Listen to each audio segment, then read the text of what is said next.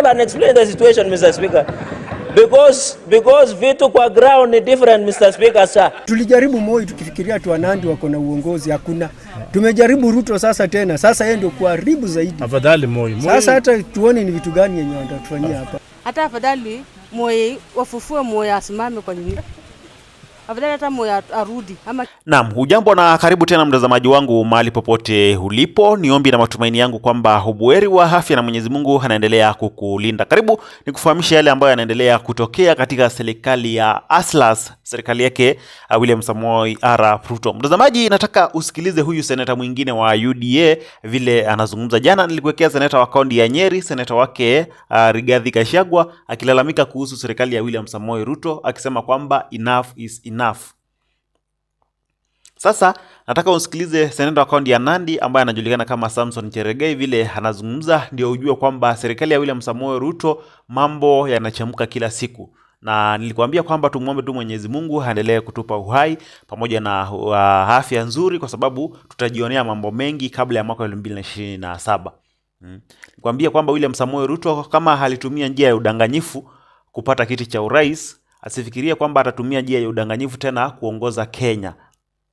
Itamlemea kabisa. Na Raila Odinga alisema kwamba William Samoei Ruto hata akapewa miaka 100, mtazamaji wangu, hawezi akaibadilisha Kenya. Hata akapewa miaka 100 hawezi akaibadilisha Kenya. Badala ya kuibadilisha Kenya anaendelea kutoa vitu Kenya. Si unaona amepewa loan na China na India, sasa ameanza kusafirisha chita kupeleka huko India. So William Samoei Ruto vile Raila Odinga alisema tu hata akapewa miaka 100 hawezi akabadilisha taifa la Kenya. Hiyo nayo Raila Odinga aliongea ukweli kabisa. Kwanza msikilize seneta wa kaunti ya Nandi Cherargei, alafu tuendelee kuzungumza zaidi. As we talk, Mr. Speaker, even as we are happy that the session is coming to an end, Mr. Speaker, we are not sitting pretty with our staff. They have not been paid office operations. The Parliamentary Service Commission have found it not unwise, and it is disappointing that the commissioners are not here, Mr. Speaker. Salaries have been not paid for our workers.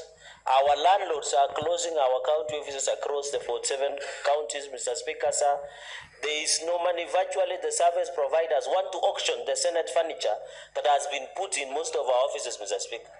As we talk, even our cars, Mr. Speaker, when we travel to our counties, might be clamped down and auctioned, and we might making phone calls to your office or your personal number to try and intervene, Mr. Speaker. Mr. Speaker, you saw yesterday when the National Assembly boycotted, they have been assured within the close of business today, their money will be in the accounts of CTF, Mr. Speaker. Why are they discriminating against the Senate by the National Treasury, Mr. Speaker?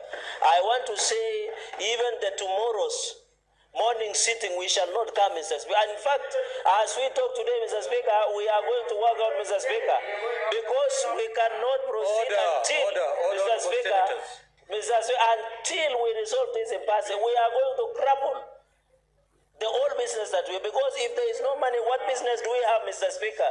Mr. Speaker, you know, with the harsh economic times, Mr. Speaker, with the harsh economic times, how can you, these drivers, Mr. Speaker, spend a lot of small money, Mr. Speaker. When they drive us and they're angry, they can drive us out of the roads and cause accidents, Mr. Speaker. Mr. Speaker, even our secretaries, our personal assistants, Mr. Speaker, can you lead us and listen to our cries, Mr. Speaker? This Senate has ever come under attack in the year 2018-2019. And it is you, Speaker, who led us all the way to Milimani High Court when we were filing against non-concurrence of 24 legislation, Mr. Speaker, by the National Assembly. Mr. Speaker, I would have expected the National Assembly to also boycott and be in solidarity with us the way we were in solidarity with them yesterday, Mr. Speaker. But it looks like the small brother, the lower house, will never be in solidarity with the Senate. But Mr. Speaker, I want to request colleagues. We request that this session be suspended for now. Mr. Speaker, you make phone calls to the National Treasury because, and also Parliamentary Service Commission, Mr. Speaker, we suspend for 30 minutes. You get a commitment. We go into a recess for another 30 minutes. We agree on how we are going to proceed, Mr. Speaker. Mr. Speaker, under indulgence and the direction leadership, you need to provide leadership on this one, Mr. Speaker. I don't think you will be sitting pretty. I can tell you, you'll have to switch your phone because we will call incessantly. We will also give your number to our workers, our staff, so that they call and explain the situation, Mr. Speaker. Because vitu kwa ground is different, Mr. Speaker, sir. So as we talk, we have been using our own money to fuel and support most of our workers, Mr. Speaker. Some of them have school fees. Some of them have medical bills to pay, Mr. Speaker. They have rent, Mr. Speaker. You can imagine working to your office and your staff have not been paid. Mr. Speaker, with the harsh economic times, we must be serious, Mr. Speaker. I request that we adjourn this, we suspend this house for 30 minutes, talk to the National Treasury, give us way forward, and then we resume the sitting as normal, Mr. Speaker. And I think going into the future, I want to call upon Parliamentary Service Commission. There is no house that is lesser than the other. When the National Assembly speak, they listen. But when Senate speak, ni kama kupigia mbuzi gitaa, Mr. Speaker. We must take a collective responsibility. This Senate has come under attack from 2013, but we have always been resurgent. They should not underestimate us, Mr. Speaker. We look like dormant volcano, but we are going to erupt. That it has never been seen before, Mr. Speaker. I expect people like Senator Chute to be on the forefront, defending us, Mr. Speaker. You had Senator Sifuna yesterday led us in a Kamkunji, and we made a resolution that we shall not sit until we get our dues, Mr. Speaker. It is our right. How can we work, Mr. Speaker? Mr. Speaker, I request that you suspend this sitting and we agree, Mr. Speaker, with all due respect. Senator Osotsi. So mtazamaji, huyo ni seneta wa kaunti ya Nandi ambaye anajulikana kama Senator Samson Cherargei. Unaona mtazamaji? So Cherargei inaonekana kwamba ataendelea kulalamika kwa sababu Njuguna Ndung'u alisema hivi jana. Hivi ndio alisema kwa wabunge ambao walikuwa wameandamana juzi wakisema kwamba wanataka pesa za CDF pamoja na NGCDF. Alisema hivi, NGCDF will be released as soon as government has enough funds. At the moment, we are not getting taxes as required and the government is having challenges paying salaries. So please bear with us. We are working around the clock to make things work. So wabunge ambao walikuwa wanaandamana wakisema kwamba wanataka pesa za CDF, habari ikawafikia kwamba hata wacheneni na pesa za CDF, hata huenda msipate mshahara wenu wa mwezi wa 11 ama mwezi wa 12. Unaona? Wanaenda kuitisha pesa za CDF, lakini Njuguna Ndung'u anawaambia kwamba hata huenda msipate mshahara wa mwezi wa 12. Huenda msipate mshahara kwa sababu hatuna pesa. So Senator Samson Cherargei, nadhani kwamba utalalamika zaidi kwa sababu nyinyi ndio mlikuwa mnaisifu serikali ya Kenya kwanza, lakini mwisho wa siku nyinyi ndio mmeanza sasa kuipiga na kuweza kulalamika. Uliona jana seneta wa kaunti ya Nyeri, seneta wake Gachagua akilalamika kabisa. Analalamika kabisa. Sasa huyu ni seneta wa kaunti ya Nandi pia naye analalamika kabisa. So hata maseneta wa Kenya kwanza ama wa Azimio la Umoja wamenyamaza tu. Unasema si nyinyi ndio mlikuwa mnawasifu sana hao watu. Wacheni kwanza muumie ndio mjue kwamba si wakati tulikuwa tunafanya maandamano mnatutupia tear gas, tulikuwa tunazuia shida kama hii. Kenya mtazamaji wangu, sasa hivi mambo sio mazuri hata kidogo. Mambo sio mazuri. Umesikia William Samoei Ruto juzi akisema kwamba economy ya Kenya sasa imekuwa stabilized. Sasa unashangaa economy iko stabilized, alafu unasikia hawana pesa ya kulipa wafanyakazi wa serikali. Sasa economy iko stabilized wapi? Ambapo hawana pesa za kulipa wafanyakazi wa serikali. Sio maneno yangu, nilizungumza. William Ruto mwenyewe alisema kwamba wakati walichukua serikali ya Kenya ilikuwa imeharibiwa na Uhuru Kenyatta. Lakini kufikia sasa wakasema kwamba wanashukuru Mungu kwa sababu economy iko stabilized. Sasa wameanza kufanya ile progress, wameanza kufanya steps, kupiga steps katika serikali ya Kenya kwanza.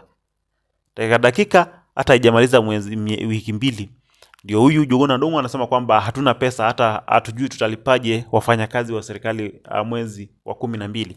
Huenda wakakula Christmas bila pesa. Ndio nikakwambia mtazamaji wangu, Raila Amolo Odinga alisema kwamba William Samoei Ruto ameshindwa kuicontrol taifa la Kenya, na William Samoei Ruto hana maarifa na hana ujuzi wa kufanya Kenya iende mbele. Kwa sababu gani? kwa sababu yeye badala ya kudili na wale cartels ama wale watu ambao wanafanya corruption katika serikali yake, yeye anadili na kuongeza tax. Kulingana na Raila Odinga, jambo ambalo lina make sense kabisa, anasema kwamba yeye wakati waliingia kwa serikali na Moi ama serikali na Kibaki, Moi alikuwa ameharibu, lakini wakahakikisha kwamba wamesafisha kwanza ama wamefunga kwanza zile mashimo ambazo zilikuwa zinapitisha pesa. Kama kuna wafanyikazi ambao walikuwa wanachukua pesa za serikali wanajinufaisha wao wenyewe, wakahakikisha kwamba jambo la kwanza wamesimamisha hilo. Unaona mtazamaji? So kufikia hivyo, baada ya miezi 6 ushuru ukaanza kuongezeka na pesa zikaanza kuonekana, kwa sababu zilikuwa zinaingia kwa mifuko ya Wakenya ya watu ambao walikuwa wanafanya kazi na serikali. So William Samoei Ruto, jambo ambalo anafaa kulifanya sasa hivi sio kuongezea tax, ni kwanza kudili na wale watu ambao wako ndani ya serikali yake, ambao wamejiingiza kwa mambo ya utapeli kwa pesa za Wakenya, ambao wamejiingiza kwa mambo ya corruption. Mimi naamini kwamba William Ruto akiziba hizo mashimo zote ambazo pesa zinapitia, bila shaka Kenya itakuwa na pesa za kutosha, na hawataanza kulalamika na kulia kwa mitandao eti hawana pesa, hata wajua watalipa nini wafanyikazi wa serikali wakati wanaongezea tax kila siku. Hawana pesa za kulipa serikali kabisa. So unaona mtazamaji wangu, unasema kwamba hakuna pesa wakati tunaona kila siku, kila wiki mnasafiri kwenda nje ya Kenya. Leo mko India, kesho mko Japan, kesho kutwa mko Amerika. Na hapo nilikwambia kwamba rais si kama mtu wa kawaida kama wewe ama mimi. Tunaweza tukaamka tukaenda Marekani, lakini tukatumia less than 500,000. William Samoei Arap Ruto akienda mahali kama India hakae siku 3, bila shaka anamaanisha kwamba atatumia mamilioni ya pesa. Hata inaweza kuwa ni mabilioni ya pesa, kwa sababu haendi peke yake, anaenda na rende ya watu karibu 30 ama 50. Sasa kama huko India alienda sijui ni wapi, alikuwa ameenda na watu 51. So wanaenda watu wengi, wanaspend mabilioni ya pesa, the same time wanasema kwamba hawana pesa za kulipa wafanyakazi wa serikali. The same time wanasema kwamba hawana pesa za kuweza kulipa CDF wa Kenya wafanyiwe kazi.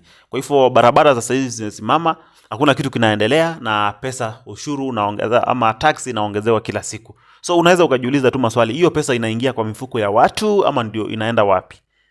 Ni swali tu ambayo Wakenya wanaweza wakajiuliza. Hiyo pesa yote inaenda wapi? Inaingia kwa mifuko ya watu ama inaenda wapi? Kwa sababu ukiona hata magavana, maseneta wa UDA wameanza kulalamika, inaoneshana wazi kwamba sio kuzuri hata kidogo.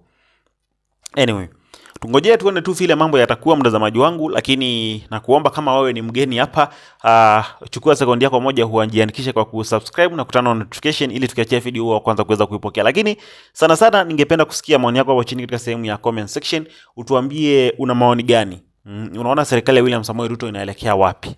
Hebu tuachie maoni yako hapo chini katika sehemu ya comment section, lakini pia usisahau kusubscribe hapa kwa habari zaidi. Kwa sasa bye bye. Tukutane kwa video nyingine hapa Jitan Daily Politics.